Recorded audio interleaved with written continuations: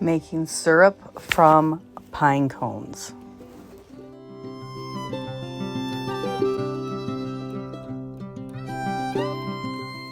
Rebel Canners teaching all kinds of food preservation, especially the old ways. And we really need the old ways right now.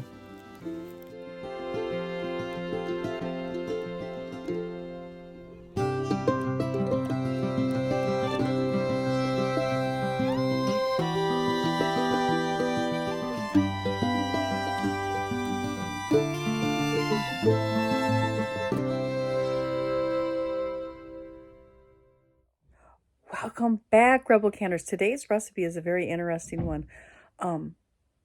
I use white pine. You do your own research. Be sure that you do know what you are getting. It is very important for you to identify the plants yourselves. I'm not giving you any instructions on that. With any kind of foraging, you have to know the plant. And I cannot give you those kind of instructions in this kind of format. It's just a short format video, kind of giving you a heads up that this is available in season. So please be sure to do that. If you want some of the recipes for some of these things, you will have to go to my members only. It's only 99 cents a month. That's less than $12 a year. It's less than a cup of coffee at Starbucks, for crying out loud. And it really helps support my channel. It helps me pay for making these videos. So please, if you can, help out my channel with joining the membership for 99 cents a month. And there's a lot of things on there that you won't see on the regular content. So anyway, with foraging, be sure to identify things yourself. Get some hands-on help with that if at all possible. Book learning is great, but for these kind of things, hands-on is best. So here's a quick overview. This is a very interesting recipe. Pines are very high in vitamin C, but there are other things that can be used to do this exact same recipe. So I'm going to leave you here and get right into the recipe. Thank you, Rebel Canners.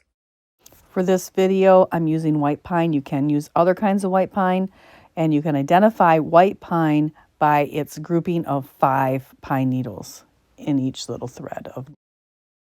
Go ahead and gather your pine cones. You're going to want the fresh green ones, not any really old opened brown pine cones.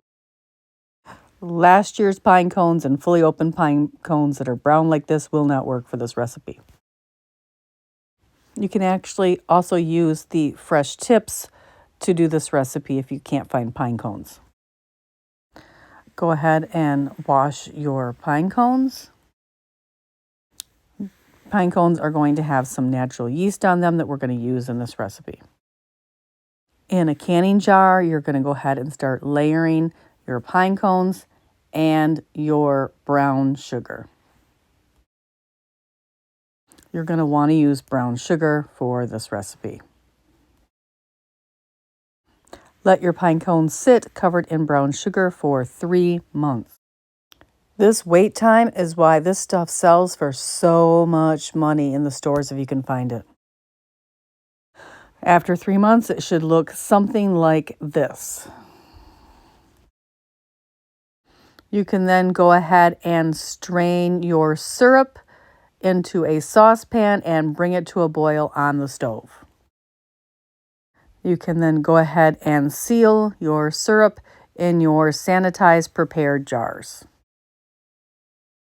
Check out this playlist I've done on foraging.